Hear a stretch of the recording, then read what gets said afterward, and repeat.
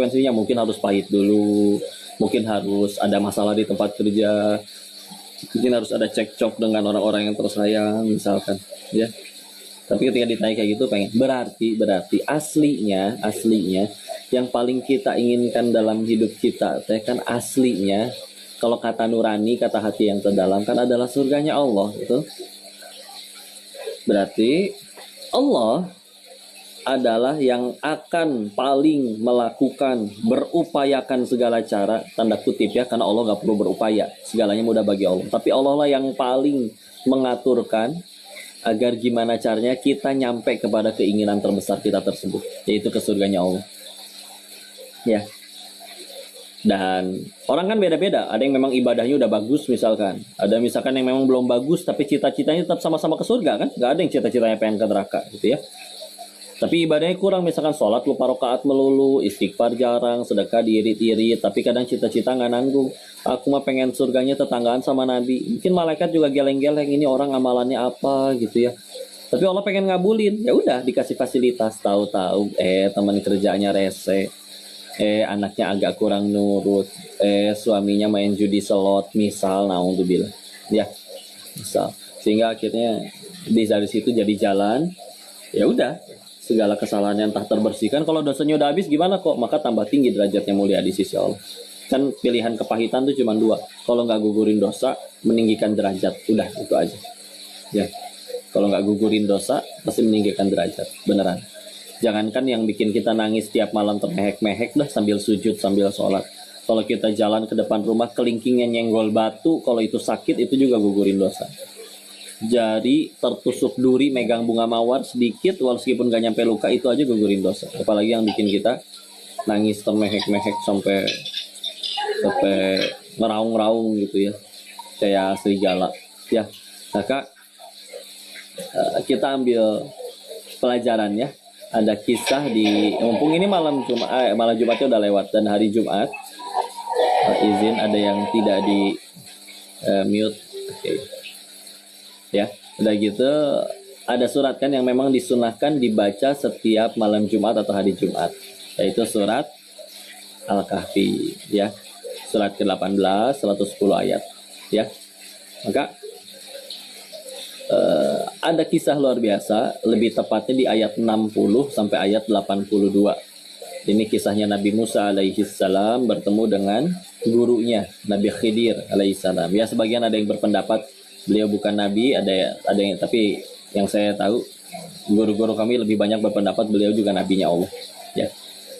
Terus berpetualang ikut kemana sama Nabi Khidir ya, dan ada ternyata di 3 tindakannya Nabi Khidir yang diprotes, dikomplain sama Nabi Musa. Mudah-mudahan udah pada pernah baca minimal terjemahannya ya.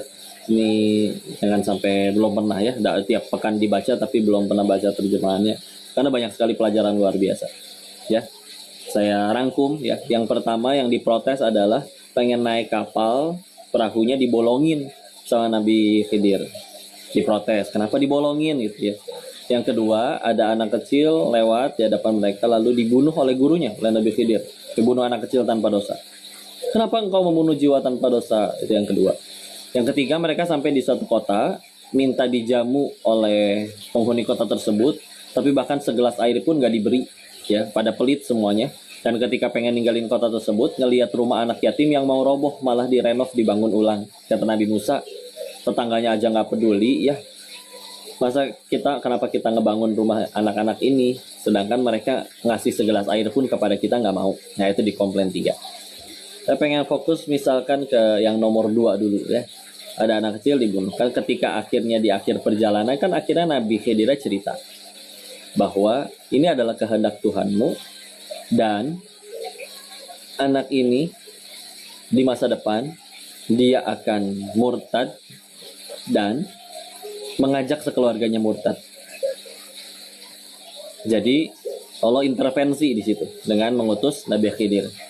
Kita lihat beberapa pilihan skenarionya. Skenario pertama, anggaplah si anak tetap hidup, tumbuh besar, bahkan si anak ini tumbuh besarnya pun jadi orang hebat, misalkan orang jadi tokoh, kaya, berkuasa, dan seumur hidup nggak pernah cekcok dengan orang tuanya, selalu akur, tiap hari ngasih hadiah, segala-galanya dunia misalkan punya. Tapi punten, murtad sekeluarga, kumpul ke surga nggak?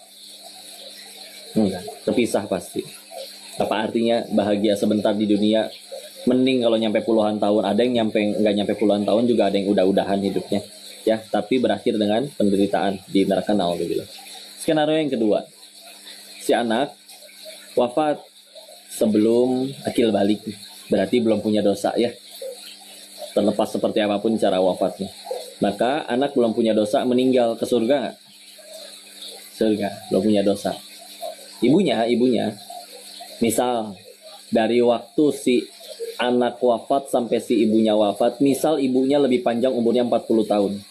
Dan selama 40 tahun tersebut tidak ada satu malam pun si ibu tidak menangisi kepergian anaknya.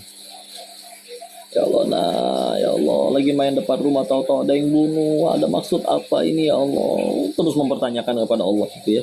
Dan Allah nggak ngasih tahu apa, ada rahasia apa di dalamnya. Sedih pasti jelas. Ya. Maka tapi si ibu masih beriman, tiap hari beribadah, jadi tambah lebih rajin tahajudnya, baca Qur'annya, ya. Terus wafat dalam keadaan beriman dan banyak ibadah. Ujung-ujungnya ke surga nggak? Surga. Kalau sama-sama akhirnya ke surga, bakal ketemu lagi nggak sama anaknya yang tadi? Pasti, ya. Sehingga ketika nanti akhirnya udah ketemu, kita tahu apalah jadinya, apalah artinya pahit sementara di dunia ini kalau misalkan bisa berkumpul di bahagia yang abadi. Kita patokannya gini aja. Para petani, mereka aja rela panas-panasan berbulan-bulan di sawah sampai matahari membakar kulit mereka, pegeheng gitu ya. Demi panen yang paling cuman sepekan. Kan nggak mungkin nanamnya 4 bulan, panennya 4 bulan berturut-turut berbuah terus, kan itu nggak mungkin. Panennya pasti lebih sebentar.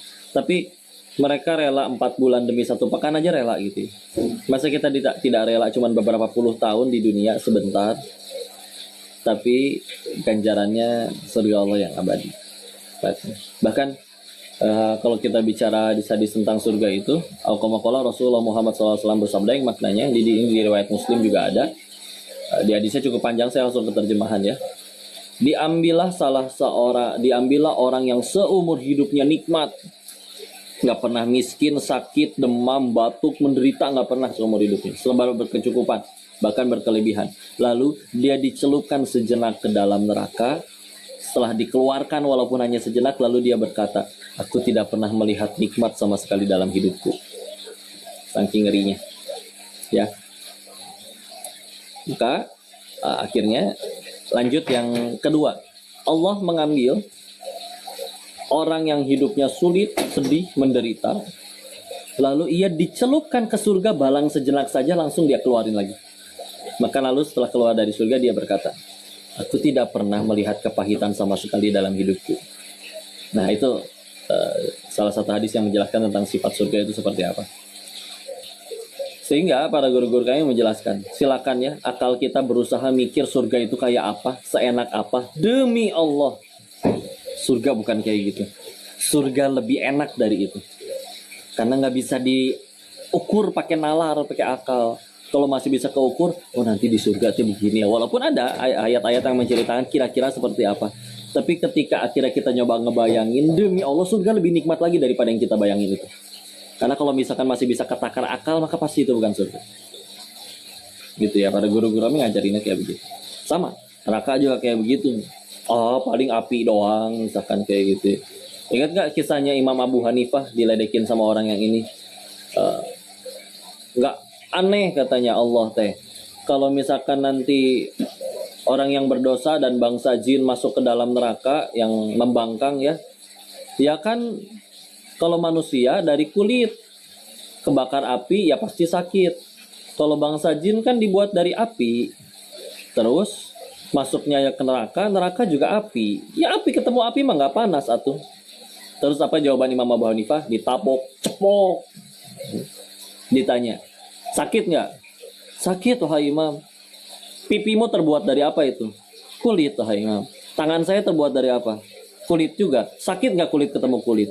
Ya juga ya sakitnya. Masya Allah ya. Jadi emang gitu ya, Imam Abu Hanifah keren ya, Masya Allah. Cerdasnya seorang ulama itu. Pertanyaan yang seolah-olah menjebak, sulit dijawab pakai satu tabokan, selesai urusannya. Itu tambah luar biasa ya beliau ya. Semoga Allah merahmati beliau. Jadi kayak gitu ya. Sehingga kita lihat kesimpulannya dari kejadian yang tadi. Lihat, kita tadi udah survei bahwa hal yang ternyata paling kita inginkan adalah surganya Allah. Terus Allah lah yang akan paling mengupayakan agar kita nyampe surganya Allah, dan itu terserah Allah. Allah lebih tahu kita harus diuji dengan cara apa. Ada yang diuji dengan anaknya, diuji dengan kerjaannya dan yang lain-lain, diuji dengan suaminya dan lain-lain. Ya. Tapi lihat, saking Allah pengennya sekeluarga ini ke surga, Allah lebih ridho menyuruh salah seorang nabinya untuk bunuh anak kecil pada dosa. Yang penting ini sekeluarga ke surga. Ya. Coba Nabi suruh bunuh orang, coba kan ya kali aja kan perbuatan yang seolah-olah ini. Tapi kalau ujung-ujungnya ke surga, lihat, demi mereka ke surga. Dan Allah juga tahu ini hamba-hambanya nyampe surga nggak akan protes mereka, udah saking nikmatnya. Ya, lebih ridho daripada dibiarin sok bahagia. Ya kayak tadi aja ya, anak kecil nih permen terus tahu-tahu sakit gigi, ya baru kita nyala lebih kelabakan. Jadi sama hidup kita juga kayak gitu. Kalau sekarang kita lagi jalanin hidup yang ya Allah, kok perih banget ini tuh ya Allah, meni berat. Punten, bisa jadi gara-gara ujian itu kita jadi lebih terjamin surganya daripada yang gak diuji kayak kita. Tenang aja, gak rugi. Jangan alergi sama masalah. Ya. Karena ya gimana atuh? Jangan diukur-ukur juga bahwa kalau misalkan kita nurut terus langsung seumur hidup gak ada masalah. Oh enggak, pasti akan tetap ada masalah. Para nabi, para orang soleh terdahulu lebih soleh iya, tapi lihat masalahnya kurang banyak, apalagi lebih banyak dari kita. Tapi tidak menghancurkan mereka, ya, malah tambah tawadu, tambah santun, tambah berakhlak, tambah mulia, kan ya. Karena tadi kan kepahitan cuma dua ujungnya. Kalau nggak gugurin dosa, pasti meninggikan derajat, tambah tinggi derajatnya.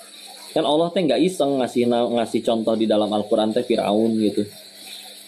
Coba kayaknya sekaya-kayaknya orang zaman sekarang nggak akan lebih kaya dari komplotannya Firaun. Udah mah dia raja, berkuasa, istri soleha. Menurut beberapa riwayat, hidupnya 400 tahunan, seumur hidup nggak pernah sakit, seumur hidup nggak pernah demam, seumur hidup batuk juga nggak pernah. Apa kamu lihat? Enggak, hina ya. Terbukti nggak pernah ketemu seorang pun ibu ngasih nama anaknya Firaun, betul? Kakak ketemu ibu anaknya lucu banget, siapa namanya? Firaun. Kok innalillahi wa inna ilaihi raji'un. Enggak, dititipi dunia bukan berarti dimuliakan, dicabut dunianya juga bukan berarti dihinakan. Dan jadi adil toh, kalau bahagia harus kaya dan punya jabatan dulu, ya Allah yang nggak adil berarti. Kan rezeki yang bagiin Allah. Tapi selalu tuh kita bisa temukan yang uangnya kok lebih sedikit tapi dia lebih ceria, ya. Terus ada lagi yang uangnya lebih banyak dari kita kok lebih menderita. Nang ajal. Dunia mah gitu-gitu aja asli, ya. Kayak sampai kami waktu itu berkesimpulan ya, kalau ada orang yang segitu ngoyoknya pengen jadi kaya sampai nggak peduli mau fitnah orang, senggol sana sini, sikut sana sini. Alasan orang pengen jadi kaya itu sederhana, atau satu doang aslinya, yaitu adalah belum pernah kaya. Bisa gitu aja ya. Karena sampai ada istilah OKB, tahu OKB? Orang kaya? Iya. OKB apa? Orang kaya baru. Salah. Orang kaya blow on. Maaf ya bercanda ya. Tapi betulan. Misalnya dia bilang, kok kan ini bisa beli makanan banyak, orang lain cuma bisa beli sebungkus, aku bisa beli 1000 bungkus. Orang yang udah kaya asli sadar, emang perut saya muat makan 1000 bungkus. Tapi kan bisa dibesokin. Besoknya bisa jadi udah basi. Kan bisa diangetin, nggak akan lebih enak daripada masak baru. Sok lebih bahagia dibagiin pasti. Ya. Bagian punten ya Bu, Ibu makan tempe bacem yang nyaris basi sama steak tenderloin daging wagyu import seporsinya aja 500 juta. Bedanya di mana? Di sini 5 cm segini doang. Kalau dia cadel berarti 3 cm. Lebih pendek ya. Begitu udah ketelan masuk tenggorokan nyampe perut, emang beda kenyang makan tempe sama kenyang makan daging, gitu aja. Dan yang lebih sama apa? Keluarnya sama-sama bau. Nggak ada makanan kenapa mahal begini kok? Oh iya nanti keluarnya wangi. Enggak, mustahil.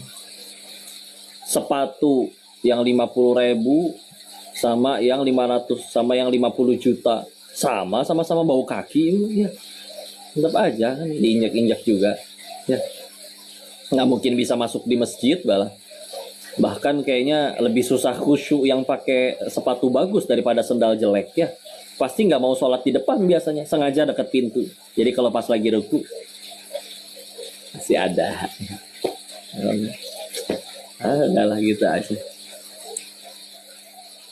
Atau misalkan kok kan bisa beli villa, beli rumah besar gitu ya, segede-gedenya bangunan gitu lah, tidurnya mah tetap di atas kasur 1x2, paling gede yang king size saya 2x2, nggak mungkin dia muter-muter ngegelinding guling-guling ke setiap bagian rumahnya, kan nggak mungkin ya.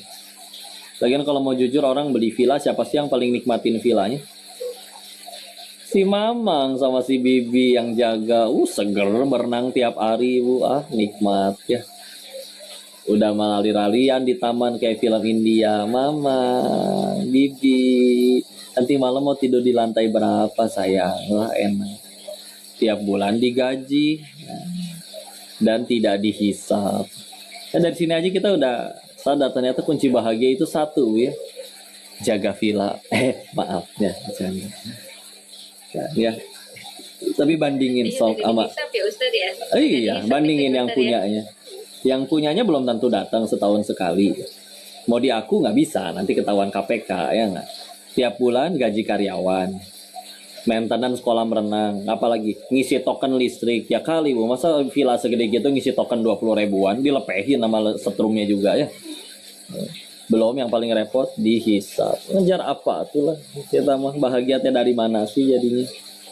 Kok bisa healing, sok ibu healing coba ya, kemana Cappadocia misalkan ya, kesana tapi sendirian bu, garing ya, pelongo ngeliatin balon udara, gunung, yang lain mah mesra romantis.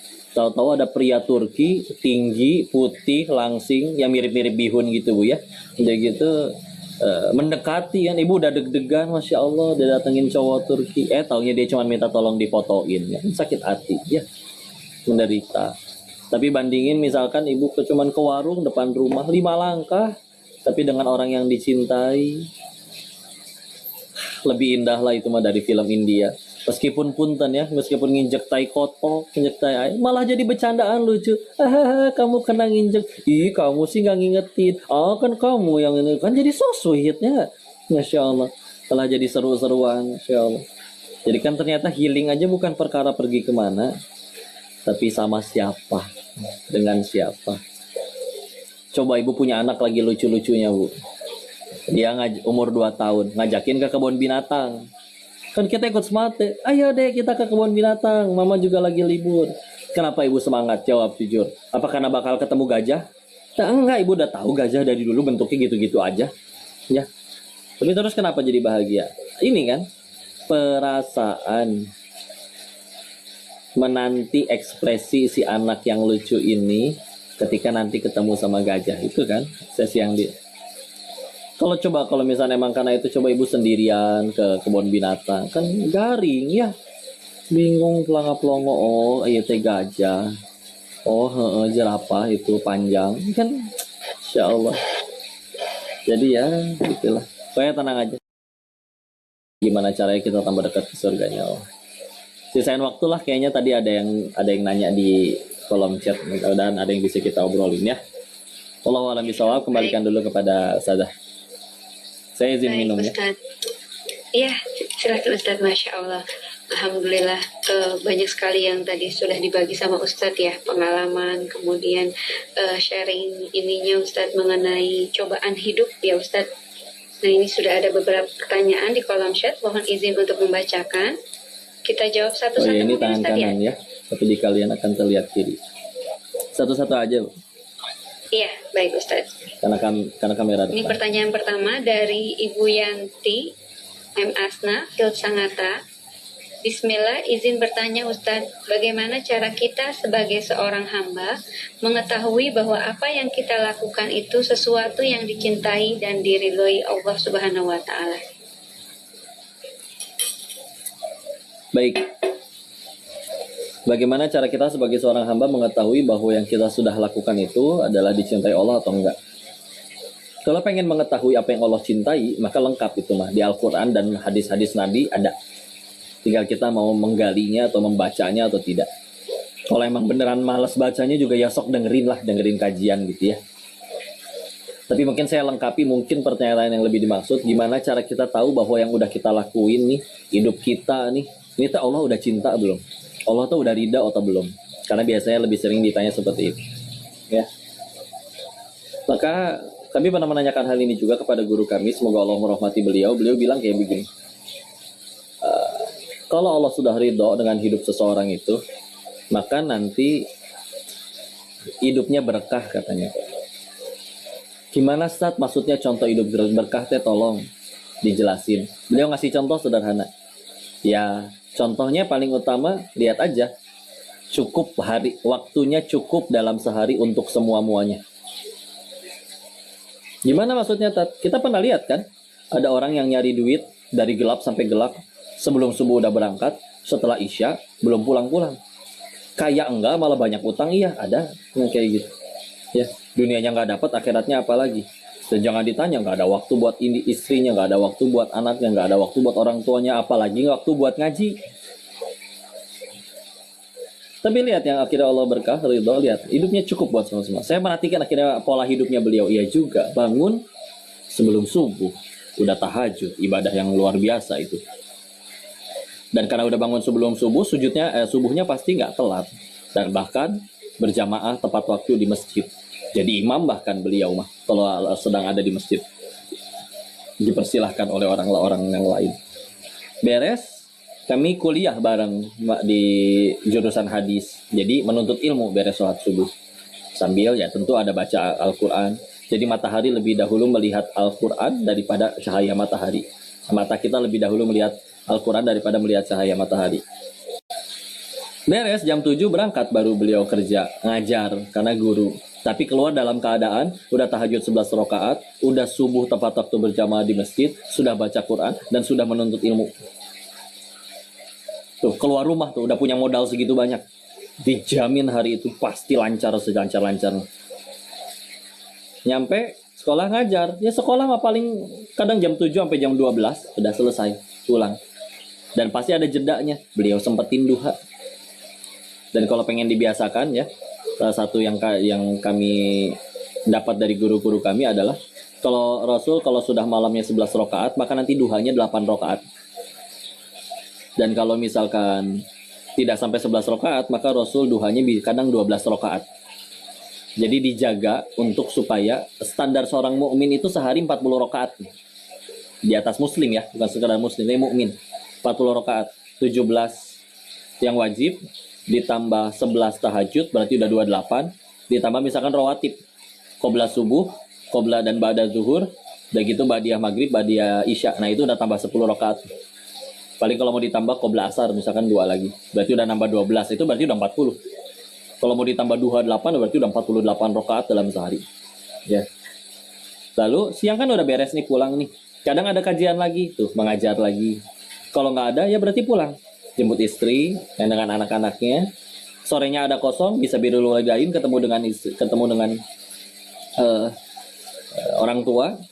Habis maghrib kadang ada pengajian lagi, kalau enggak ya udah tinggal waktu rihlah sama dan cukup semua. Duit tetap dapat, tapi kan duitnya nggak sebanyak yang para konglomerat. Kan yang penting cukup. Konglomerat juga banyak yang nggak cukup, meskipun secara nominal lebih banyak, makanya ada yang masih tetap nyuri dari rakyatnya. Ya udah. Ya juga berkah, waktunya cukup sehari. Sedangkan lihat ada orang yang kan satu harinya sama kan, kita sama Nabi juga sama, kita sama orang soleh terdahulu sama, seharinya sama-sama 24 jam. Loh kok ada orang yang misalkan 40 tahun hidup, dia mah udah punya perusahaan, saya mah malah punya banyak utang. Yang bedain apa? Itu nanti keberkahan. Kalau udah pakai berkah cukup nanti buat semuanya. Ya, itu aja. Dan tadi ya, kalau turunkan sakinah pasti ya lebih tenang, nyaman, damai, tentram hidupnya. Dan itulah juga lah yang dirasakan lah daripada waktu dulu masih bergelimang, waktu masih jadi bandar judi di sana.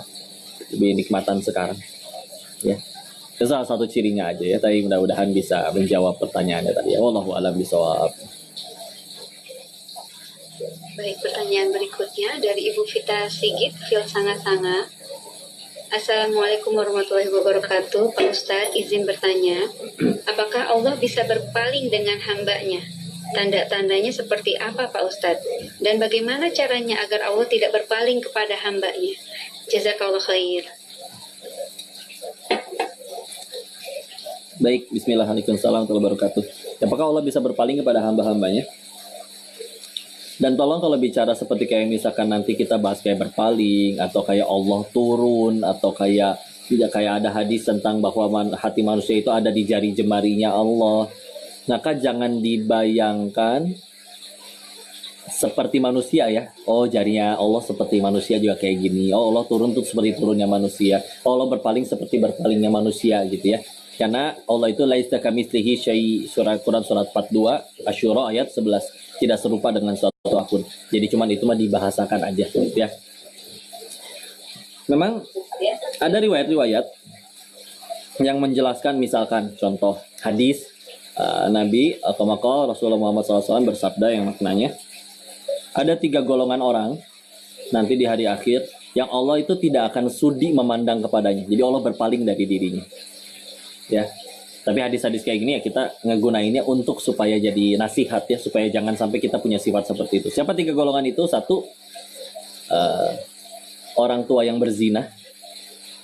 Kadang kadang naudzubillah ya, kalau anak muda berzina ya dia mungkin nggak punya pasangan atau nggak punya bekal modal agama, tidak iman belum kuat, digoda ya akhirnya bisa tergelincir. Tapi kalau misalnya udah tua udah menikah, udah bahkan punten lah ya, itu jelas itu Allah lebih benci ya. Makanya nanti kalau di dalam ilmu fikih pun hukuman bagi yang berzinahnya dia sudah menikah sama yang belum menikah kan hukumannya dibedakan. Jadi itu satu itu. Yang kedua, pemimpin yang berdusta kepada rakyatnya. Ini dusta loh ya.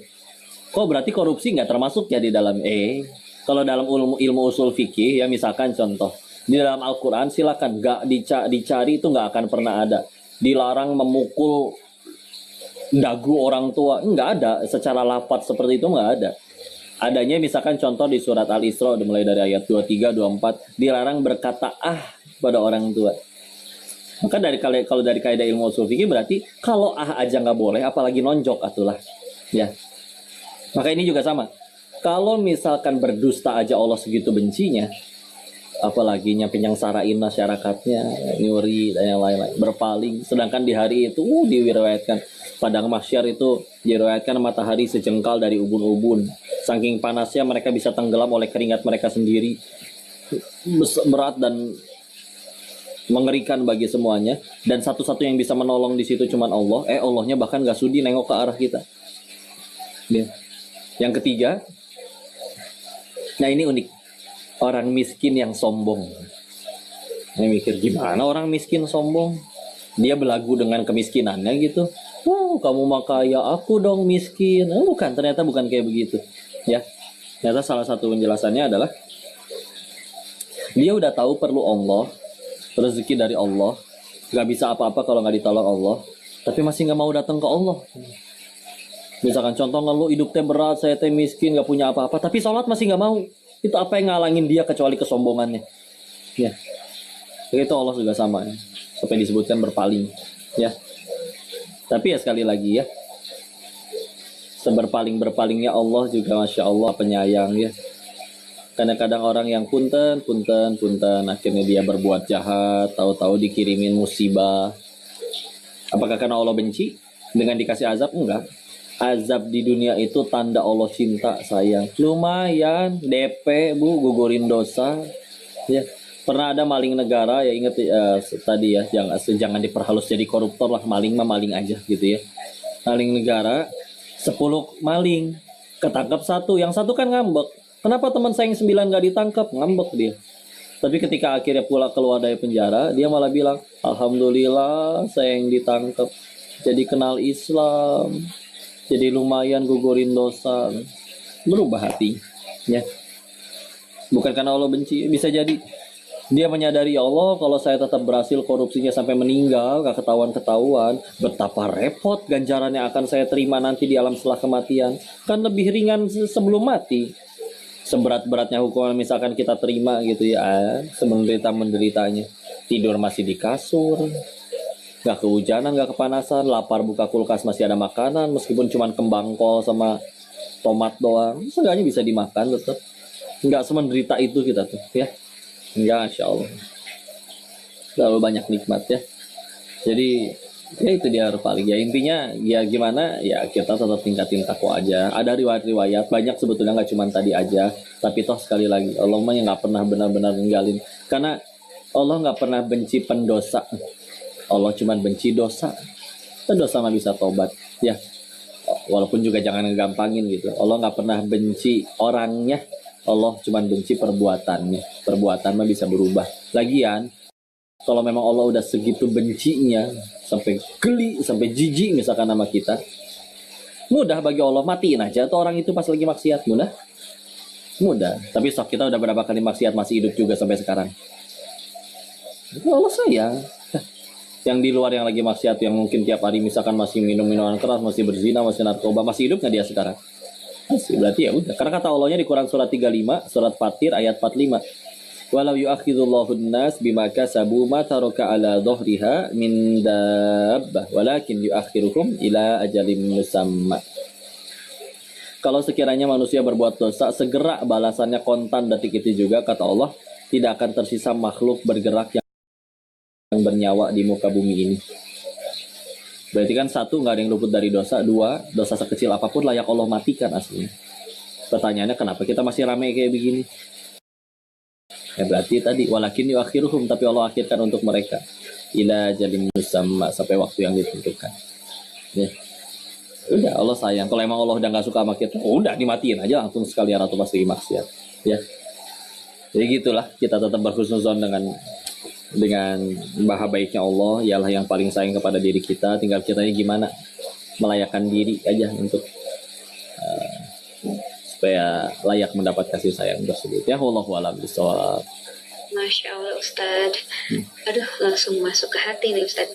Insya Allah. Alhamdulillah. Nah ini, apakah benar apabila Allah menyayangi hamba-Nya, maka akan selalu diberi ujian?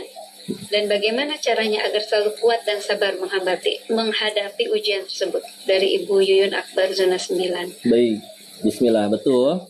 Kalau tanda Allah sayang ke hambanya, salah satunya dengan dikasih ujian. Kita kadang bingung ya, lah malah dikasih ujian gitu ya. Tapi nanti seiring berjalannya waktu ada momen di mana bahagianya yang berubah. Gak usah gitulah. Orang di luar sana yang gak sholat, yang maksiat aja, mereka bisa mindahin bahagianya mereka di orang lain. Contoh, aku gak apa-apa dihina, digebugin, yang penting anakku bahagia. Pernah gak dengar orang ngomong kayak gitu? Ya kan? Segitu gak sholat loh itu orang, gak beriman dan lain-lain. Ya. Sedangkan insan kita yang beriman nih, kalau sudah tahu bahwa justru kalau kita kesimpulkan ya, bahwa cara bahagia yang paling tepat, paling benar adalah justru bukan dengan memiliki segala-galanya. Karena kalau makin punya segala-galanya, makin ya kita lihat kita kayak gimana. Dulu sebelum ibu ada di posisi ini, mungkin sekedar teh, mau gaji nggak UMR juga nggak apa-apa lah, yang penting kerja. Begitu udah kerja, minta lagi, kalau tahun depan saya nggak UMR, saya mau resign aja. Udah UMR, berdoa lagi, ya Allah, kalau misalkan tahun depan aku nggak diangkat jadi manajer, aku mau resign aja. Naik terus kan? Ini kata Nabi bener. Dikasih gunung emas sebesar gunung Uhud, juga bakal minta gunung yang kedua. Sebelum tanah akhirnya memenuhi tenggorokannya. Maksudnya ketika sudah dikubur. Ya. Sedangkan tadi kita tahu, kita semua pengen bahagia. Nggak ada orang yang pengen menderita. Dan pencipta kita tahu, kamu kalau pengen bahagia, justru caranya bukan dengan punya semua-muanya, tapi justru dengan melepaskan diri dari melekat dari semua-muanya. Sampai nanti akhirnya ya udah, dia nggak punya alasan buat kecewa, alasan buat sedih. Lihat ya, sampai tadi kayak saya di awal sempat singgung kenapa Islam begitu ya. Karena lihat, ketika semua bicara tentang ngajarin kebaikan, iya betul ya, tapi baiknya kan apa dulu. Sedangkan kita pengen jadi manusia yang bahagia tanpa alasan dan tanpa batas, dan gak cuma bahagianya, tapi juga berbuat baiknya tanpa alasan dan tanpa batas. Dalam Islam, yang benar-benar jadi tujuan tuh nanti udah bukan apapun lagi selain kecuali hanya tinggal Allah saja.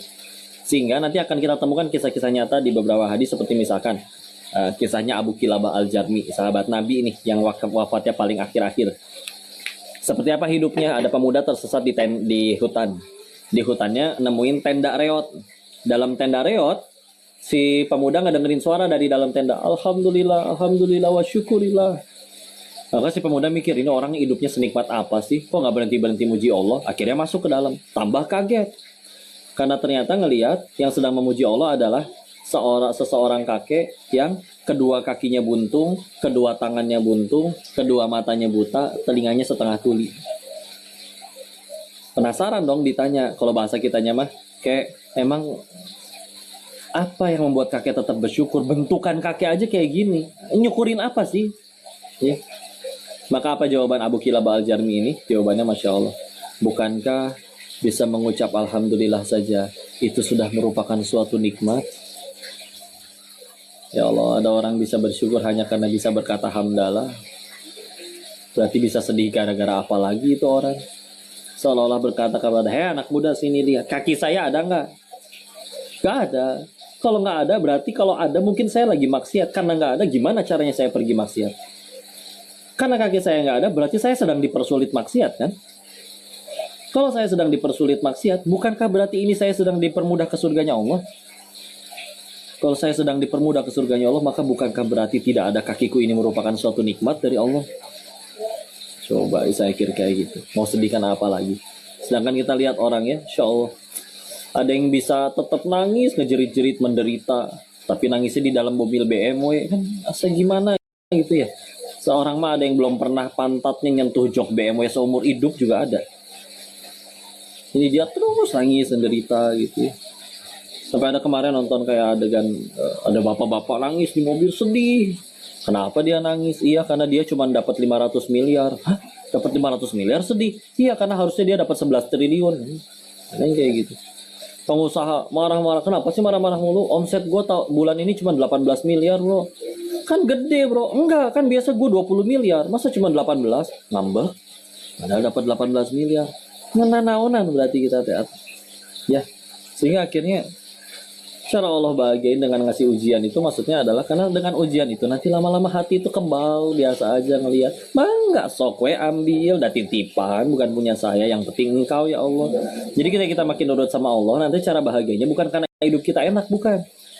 Tapi bahagianya yang udah berubah. Dulu bahagianya tuh receh. Sekedar dunia, aku punya rumah, aku punya ini, keinginanku terkabul. Sekarang bahagianya lebih tinggi. Yaitu apa yang Allah suka. Sehingga akhirnya yulah jawab jujur. Kalau kita punya keinginan, ya, 2. Apa Allah juga punya keinginan? Punya. Allah ingin kita selamat dan bahagia. 3. Dari lahir sampai sekarang jujur, lebih banyak mengejar yang Allah suka atau yang kita suka? Kita suka. Terus sudah lebih banyak mengejar yang kita suka, sebagian juga udah tercapai, kok masih susah bahagia?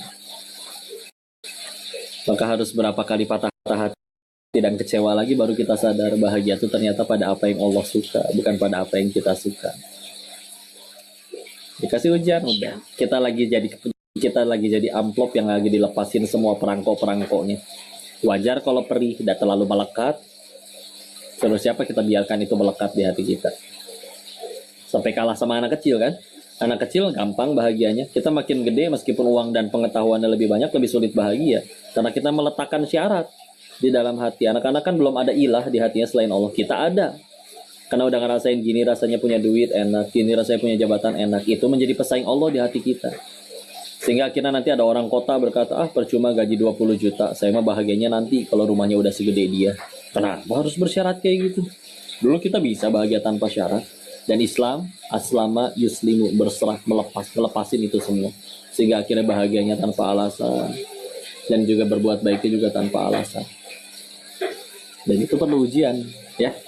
Dikira Nabi jadi orang yang paling soleh dan jadi paling mulia akhlaknya gara-gara ikut seminar Mario Teguh? Enggak. Karena ujiannya lebih berat dari orang-orang. Ya. Allahu a'lam bishawab. Mudah-mudahan. Dari Ibu Tina Atman Haruna. Bismillah, Ustadz mohon izin bertanya. amalan apa saja yang bisa rutin dilakukan agar menjadi hamba yang disayangi Allah dan mendapat surga Allah? Jazakallah Ustadz atas jawabannya. Baik, bismillah. Enaknya urusan sama Allah itu beda sama kayak manusia. Kalau manusia ada 1000 kebaikan, kita ada lakuin satu keburukan, bisa hilang tuh 1000 kebaikannya. Tapi kalau misalkan sama Allah, ada 1000 kesalahan kita, ada satu saja amalan yang Allah ridho, Allah punya kuasa mengampuni semuanya. Jadi silakan, dan pintu surga tuh nggak cuma satu ya, ada 8. Silakan, dia kuatnya puasa, dia diujinya harta dari pintu sedekah, berarti dia senangnya ilmu, baca Quran, cepat hafal, ya udah dari belajar dan mengajar. Jadi sebetulnya tidak ditentukan gitu ya. Sehingga kadang kalau ada orang, kadang biasanya suka nanya, kok apa amalannya? Kadang bukan masalah perkara amalan. Ya sebagian ada gitu ya, keinginan tertentu, maka yang harus dilakuin amalan tertentu, iya ada ya. Tapi ternyata yang lebih penting adalah bukan sekedar amalannya, tapi layak nggak kita dikabulin keinginannya. Karena misalkan ada yang pernah pengen dapat keturunan, ini misalkan ada cerita dapat dari guru-guru, dia bahkan sudah divonis nggak bisa hamil, tapi ternyata bisa hamil. Ternyata dengan cara apa? Oh, dengan cara dia ngafal Quran. Ada. Tapi ada satu lagi yang divonis yang sama, tapi dia tetap akhirnya bisa hamil. Apakah karena dia baca Quran juga? Enggak. Ternyata dia malah rajin sedekah. Ada gara-gara sedekahnya. Jadi kalau bentuknya global mencapai cinta Allah, silakan. Amalan apapun, yang penting lillahi ta'ala, niatnya benar karena Allah dan caranya benar mengikuti Rasulullah. Maka bismillah ya. Amalan apapun yang kita kuatnya apa, bismillah. Kalau mudah-mudahan ada satu aja dari sekian amalan tersebut yang Allah ridho menerimanya, kata tadi, kalau punya kuasa untuk mengampuni 1000 kesalahan kita yang lainnya ya. Wallahu a'lam bishawab. Tadi ada lagi yang tadi mengenai sabar. Kenapa sabar memiliki keutamaan yang begitu besar, Ustaz? Dari Ibu Winda Asrullah sangat-sangat. Ya, kata Allahnya di Quran surat 39 Az-Zumar ayat 10. Innama yuwaffas sabiruna ajruhum bighairi hisab. Semuanya hanya orang-orang bersabarlah yang ganjaran pahalanya disempurnakan tanpa batas. Jadi kalau nyari amalan yang pahalanya tanpa batas, ya sabar ternyata. Dan sholat pahalanya gede nggak? Kok gede? Puasa gede nggak? Gede. Tapi kalau ditanya yang tanpa batas, sabar. Dan itu disesuaikan dengan ujiannya ya. Nah, kita lihat bagaimana Ibunda Asiyah, istrinya Firaun, bisa menjadi satu dari 4 wanita paling mulia di surganya Allah. Apa amalannya? Pasti jago, ibadahnya pasti, maksudnya pasti banyak gitu ya. Tapi yang membuat beliau melejit karena kan gitu, sabarnya bukan sabar sembarangan. Sabarnya ngadepin seburuk-buruknya makhluk Firaun ya. Sabarnya bukan sekedar ngadepin suami yang naruh anduk sembarangan ya, buka laci nggak ditutup lagi, gunting nggak ditaruh tempatnya lagi, kalau ngambil baju atasnya nggak diangkat dulu jadi berantakan, bukan yang itu. Tapi ngadepinnya Firaun. Makanya udah tingkat paling tinggi kan itu. Makanya kalau misalnya ada yang berkata, kok suami saya lebih parah dari Firaun, bohong ibu ya. Karena kalau suami ibu lebih parah dari Firaun, suami ibu yang namanya disebut di dalam Al-Quran ya. Nah, nggak ada yang lebih parah dari Firaun, ya udah. Padahal di zamannya beliau kan di zaman Nabi Musa. Jadi amalan tidak seperti di zaman kita, di zamannya Rasul. Zaman Rasul kan banyak bonus, Bu, banyak yang dilipat gandakan. Ada malam Lailatul Qadar, malamnya 1 tapi lebih baik dari 1000 bulan.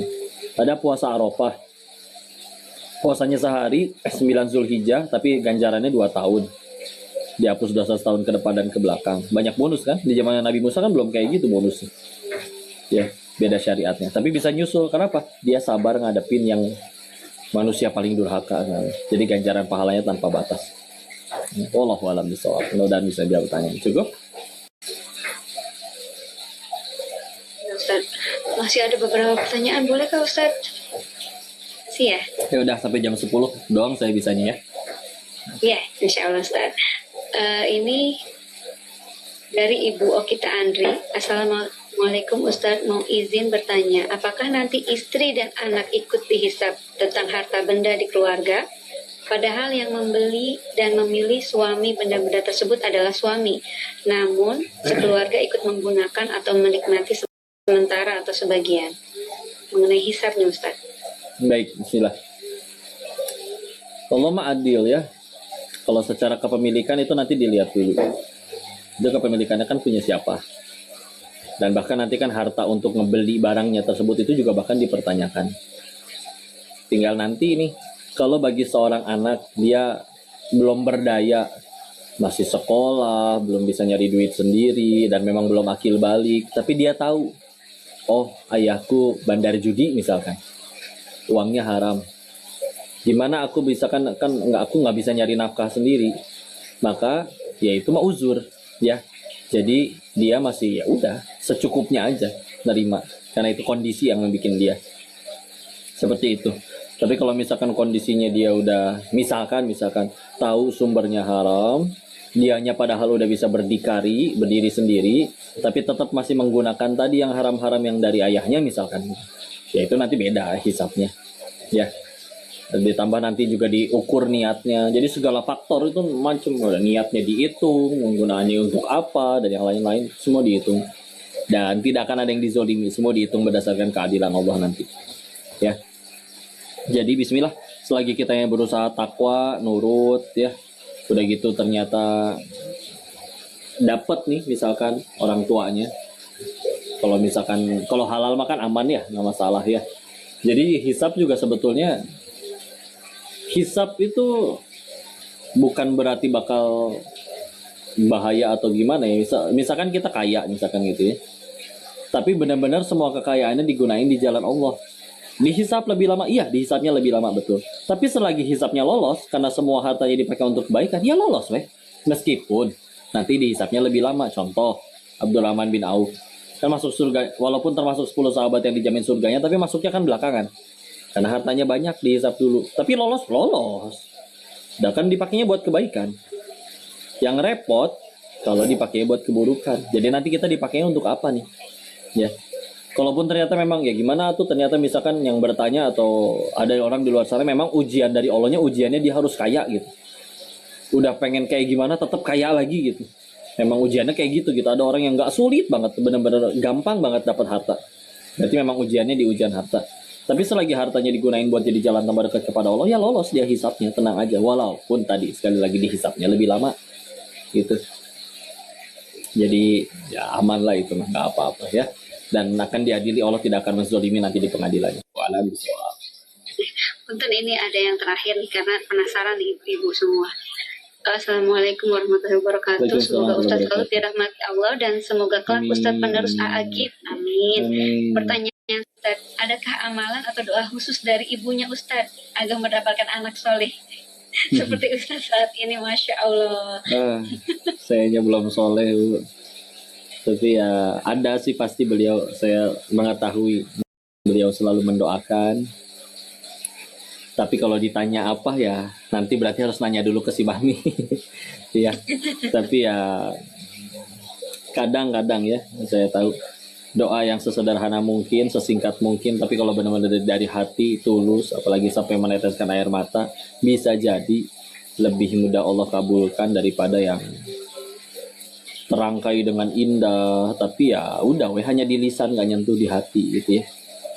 Wallahu alam, saya juga belum pernah menanyakan apa amalannya, karena yang saya tahu tidak ada kebaikan pada diri ini. Ini mah doa dari orang tua, doa dari istri, atau mungkin saya pernah zolim mungkin ke orang, tapi orang yang saya zolimi mungkin dia ternyata orang yang soleh asli. Jadi bukannya ngedoain keburukan, malah dia ngedoain kebaikan buat saya, dan Allah jadikan dia mungkin orangnya udah wafat atau lagi istirahat, tapi karena sayanya lagi ngaji, beliau dapat transferan pahala jariah. Kan enak sekali berarti jadi dia. Tahu-tahu dapat transferan pahala jariah daripada sayanya repot. Ya. Ngejaga hatinya. Beres ini, ada minta foto, ada repot jaga hatinya. Ada kamera, ada yang lain-lain. Lebih mudah yang kayak gitu aja, langsung tinggal terima jadi transferan pahalanya. Kayak gini, ibu bisa dapat kebaikan dari apa yang disampaikan. Sayanya bisa jadi dibakar hidup-hidup kalau niat saya salah, ingin nunjukin sayanya yang pinter, padahal aslinya dari Allah ya. Dirinya mah nggak bisa apa-apa. Jadi lebih repot ya kan ya. Ini mah nggak ada kebaikan lah pada diri ini. Ini mah dari istri, dari ibu, dari ayah, dari orang-orang yang sayang aja. Doain. Masya Allah, barakallahu fiik atas ilmunya Ustadz dan sharing nasihatnya. Mohon maaf, ini masih ada beberapa pertanyaan yang sepertinya saya Sarapan apa mau? tidak bisa membacakan, ibu-ibu. Yang dapat saya simpulkan adalah Angetin lagi. Allah sangat menyayangi Mau apa aja? hambanya. Allah akan mengupayakan Udah mau kita beres ini? semua untuk bisa masuk surga. Jangan pernah menyerah. Setiap cobaan yang Allah berikan itu adalah tanda sayang, bisa menggugurkan dosa dan bisa meninggikan derajat kita. Makanya kita sering-seringlah menghadiri kajian ini untuk meraih keberkahan, kebaikan yang terus-menerus, sakinah, Nyalain AC-nya. ketenangan, dan kenyamanan. Alhamdulillah. Baik, untuk menambah keberkahan kajian kita pagi ini, mohon izin kepada Ustadz untuk bisa memimpin doa. Baik, mohon ridhonya kita tundukkan hati dan kepala kita sejenak bermunajat ke sisi Allah. Silakan bagi yang punya hajat masing-masing disampaikan dalam hati ya. A'udzubillahi minasyaitonirrajim. Bismillahirrahmanirrahim. Allahumma shalli ala sayyidina wa habibina wa syafiina wa maulana Muhammad wa sallim radhiyallahu tabaraka ta'ala an kulli sahabati rasulillahi ajma'in. Amin ya rabbal alamin. Bismillahirrahmanirrahim. Hamdan syakirin, hamdan na'imin, hamdan yuafi ni'amahu wa yukafi mazidah. Ya Rabbana lakal hamdu kama yanbaghi li jalali wajhikal karimi wa 'azimi sultanik. Allahumma shalli ala sayyidina Muhammad wa ala ali sayyidina Muhammad. Allahumma ighfir lil muslimina wal muslimat wal mu'minina wal mu'minat al ahya'i minhum wal amwat. Allahumma ighfir lana wa liwalidina warhamhum kadini. Allahumma a'inna ala dzikrika wa syukrika wa husni ibadatik. Ya Allah, berkahi majelis ini ya Allah. Ajarkan ilmu yang bermanfaat saja bagi kami ya Allah. Ya Allah, jadikan sisa usia kami hanya mengejar ridho-Mu saja ya Allah. Jadikan Kau yang nomor satu berkuasa di hati kami ya Allah. Ya Allah, dekatkan kami dengan para sahabat, guru, ilmu yang membuat kami tambah dekat dengan ridho-Mu ya Allah. Jauhkan kami dari segala hal yang membuat kami lalai dari mengingat-Mu ya Allah. Ya Allah, terimalah amal soleh kedua orang tua kami ya Allah. Izinkan kami bisa menjadi pahala jariah bagi mereka ya Allah. Berikan tempat terbaik untuk mereka ya Allah. Ya Allah, jangan biarkan kami wafat dalam keadaan dosa kami belum Kau ampuni ya Allah. Ya Allah, jangan Kau biarkan kami dalam Allah. Rabbi habli minas salihin, Rabbi habli minas salihin, Rabbi habli minas salihin, Rabbi habli min ladunka dzurriyyatan thayyibatan innaka sami'ud du'a. Rabbi la tadharni fardan wa anta khairul warithin. Rabbi ij'alni muqimas shalah wa min dzurriyyati rabbana wa taqabbal du'a. Allahumma inna nas'aluka ilman nafi'an wa rizqan thayyiban wa amalan mutaqabbalan. Allahumma inna nas'aluka ridhaka wal jannah wa na'udzubika min sakhatika wan nar. Allahumma inna nas'aluka husnul khatimah wa na'udzubika min su'il khatimah. Rabbana atina fid dunya hasanah wa fil akhirati hasanah wa qina adzaban nar. Subhana rabbika rabbil izzati amma yasifun. Wassalamun alal mursalin walhamdulillah. Amin, Allah ya Rabbal Alamin. Jazakallah khairan kathiran Ustaz Kasih atas Bunda. semua nasihat, pengingat juga untuk kita semua. Semoga Allah meridhoi majelis ilmu kita pagi hari ini. Jazakumullah khair ibu-ibu. Saya mohon maaf apabila ada salah dan hilaf. Saya kembalikan ke Ibu MC. Silakan Ibu Yayu.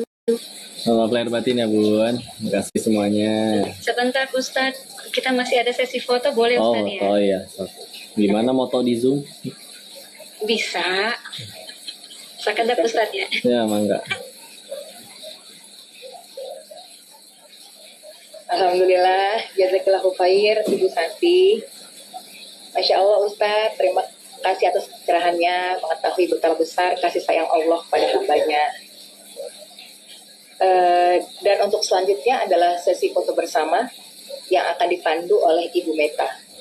Kepada Ibu akan persilahkan.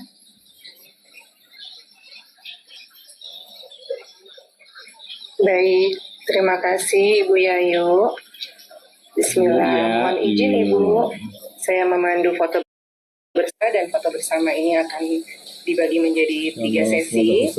Yang pertama, dimohon kesediaannya untuk Ibu Ketua PWP PHI, Zona dan Field untuk bisa foto bersama dengan Ustaz. Mohon bersiap Ibu-Ibu.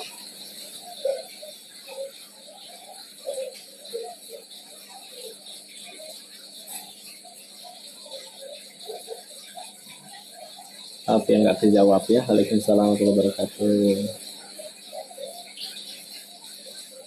Alhamdulillah. Kan slot ya. Kudunya ditutup ya slot teh ampun.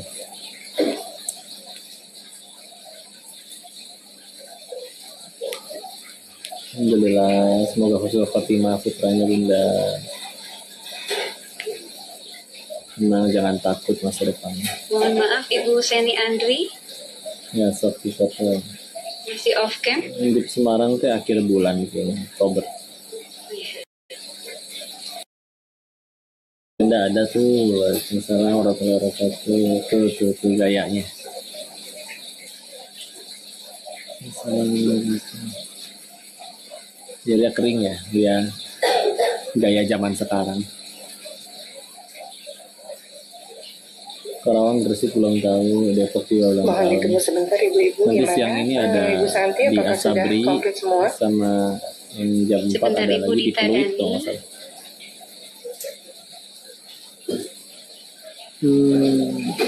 Yang undip kayaknya umum deh. Coba nanti tanya.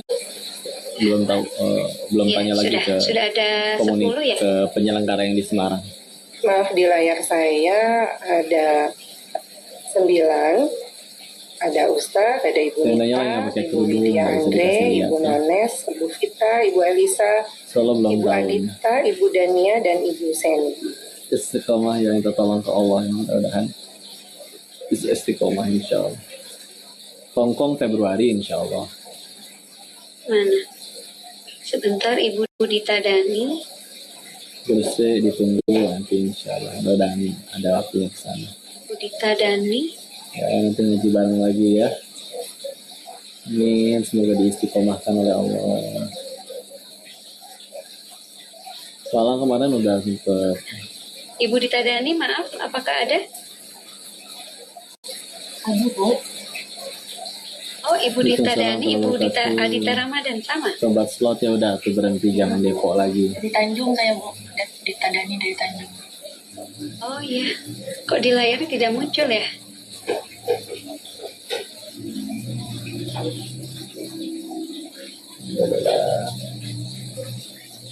Ya semoga yang meninggal dunia husnul khotimah, Allah terima seluruh amal solehnya, dianugerahkan surganya oleh Allah. Baik, sudah dimulai saja Mbak Meta. Iya, nanti kajian di Hongkong.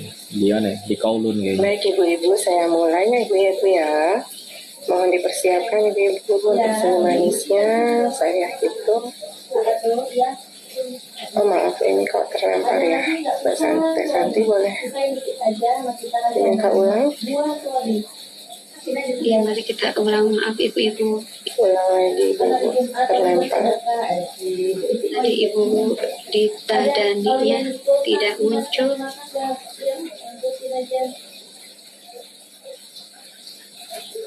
Ya insya Allah mudah-mudahan bisa kita bahas di judul ya.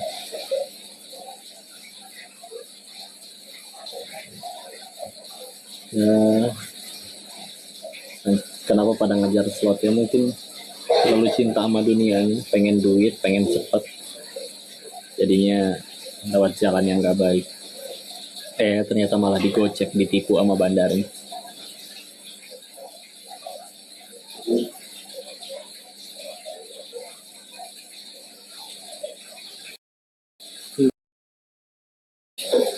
Didoain oleh orang solih kan, Masya Allah. Mohon maaf ya ibu-ibu ya.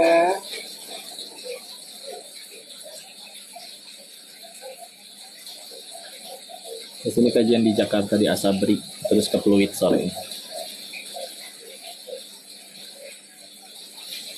Ini teh udah belum ini teh fotonya ibu-ibu ini teh.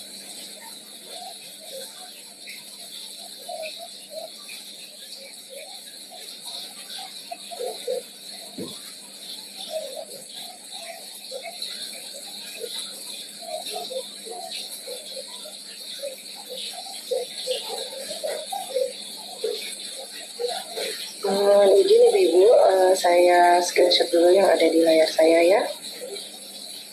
Tolong dipersiapkan senyum manisnya ibu-ibu. Saya hitung sampai 3.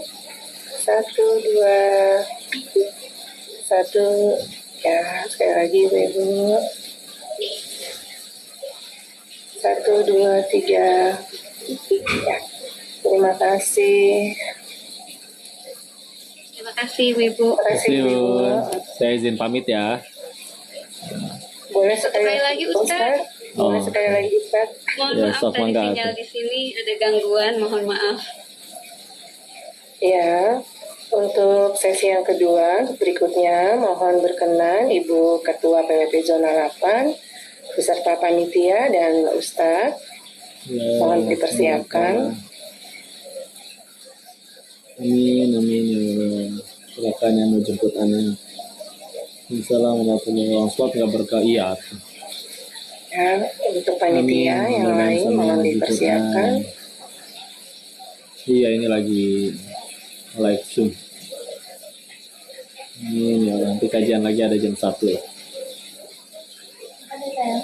Iya.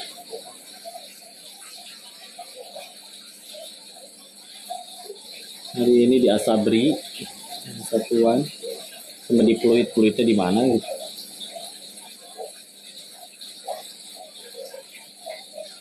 Game online game apa dulu? Kalau kayak Mobile Legends kan itu mah bukan judi ya.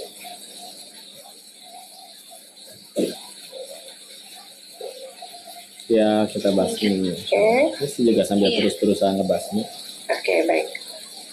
Ibu Yayu, sudah dimasukkan? Ibu Yayu ini masih terkendala sinyal sebentar. Oh, baik. Ayo yuk, bisa masuk? Kenapa?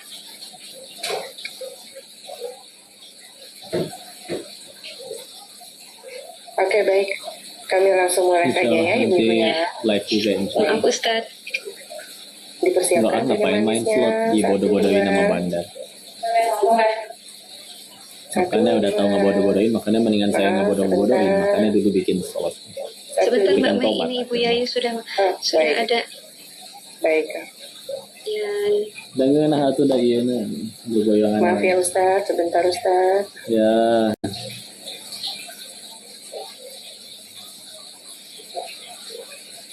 Buku ada di TikTok Shop udah nggak ada ya.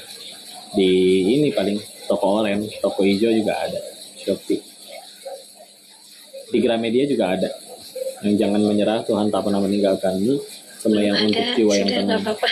Oke, baik. Untuk jiwa yang tenang itu nanti Iya. Januari mulai terbit di Malaysia insya Allah. Mohon Satu, doanya dua, ya. terakhir Ibu-Ibu. Satu, dua. Terima kasih, jazakallah Ustaz. Terima Ya. kasih Ibu-Ibu. Terima kasih ya Bun, izin pamit ya. Iya, Barakallahu jazakallah fikum. ya, Ustaz. Assalamualaikum warahmatullahi wabarakatuh. Waalaikumsalam warahmatullahi wabarakatuh.